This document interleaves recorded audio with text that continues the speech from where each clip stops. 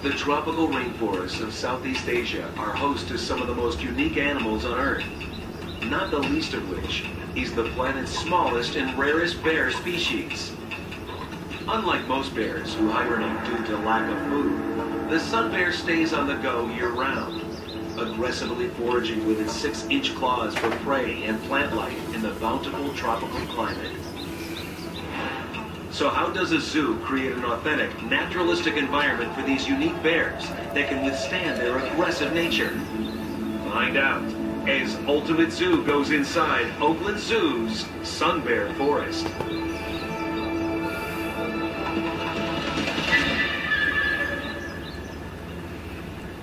Sun Bear Forest at first glance looks like an overgrown ruin in the Southeast Asian rainforest.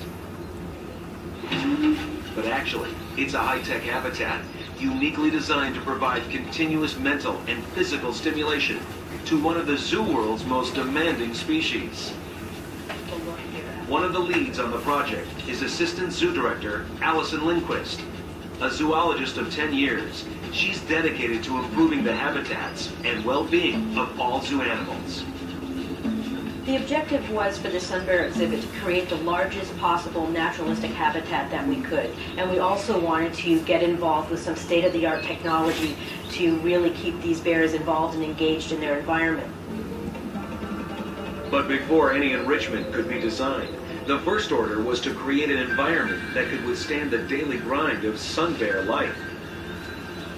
This is one of the few bear enclosures you'll see with a lot of natural vegetation, especially sun bears, because one of the things that you hear about sun bears is they're very destructive. Colleen Kinsley has been working in zoos for 20 years and has been curator at the Oakland Zoo for 15 years. Throughout her career, she has developed a love and understanding for the rare sun bears. Sun bears, by their very nature, like to rip things apart in search of food, and with exceptionally large jaws and sickle-shaped claws up to 6 inches long, they could quickly destroy a small habitat without even displaying any aggression.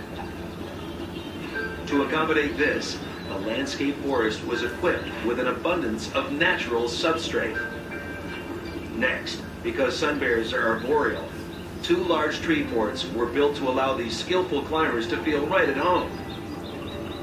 Wood piles were also placed throughout the exhibit for the bears to rummage through, as they would in the wild. Finally, a pond full of fish was included to give the bears something to stalk and hunt. We wanted to keep these bears moving around this exhibit, every day being different and as challenged as possible. But while the abundance of natural elements would accommodate the bears' high level of activity, the zoo still had to find a way to stimulate their intelligence. The zoo researched other modern exhibits for answers, but found none specific to sun bears. Oakland knew that they would have to get creative. 2.5 months later, they had the answer in a computerized enrichment system unlike any seen in the zoo world.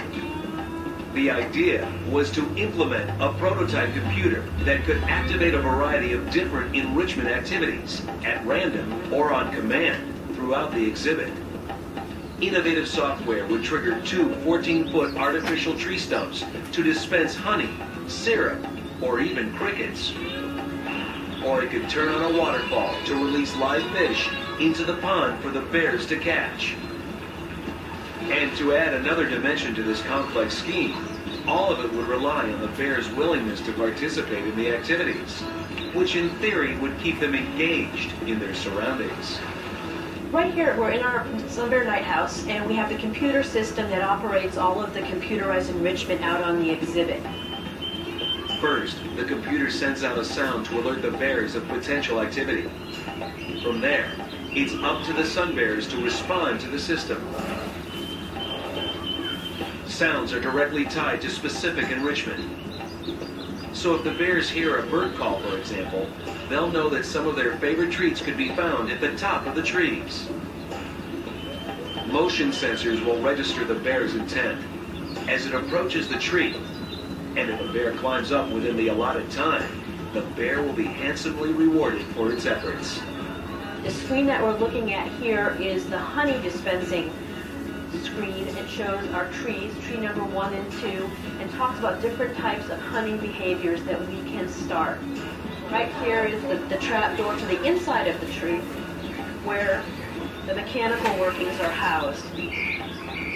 Adding even more stimulation below, the sound of crickets alerts the bears that something else could be waiting for them at the base of the same tree. Out of this tube here, either crickets or small kibble can be dispensed for the bear when they respond to the sound of the crickets. But that's only the half of it. The computer can also control a variety of enrichments. You can alter this to dispense different times, different places, different types of food, keeping it always new for the animals. The name of the game with enrichment is to have it not be at a set scheduled time. Finally, after 13 months of design and construction, Sun Bear Forest was nearing completion. Soon, it would be time to let the sun bears take over and to find out whether the unprecedented high-tech system was worth it. Not a whole lot of research had been done on sun bears, so this was kind of a gamble for us. With the particular computer enrichment program that we put into the sun bear exhibit, we knew we were heading into uncharted waters. Coming up, Sun Bear Forest pays welcome to its first residents. Only question now, would these destructive beasts appreciate the futuristic exhibit, or would they quickly reduce it to a pile of circuit boards?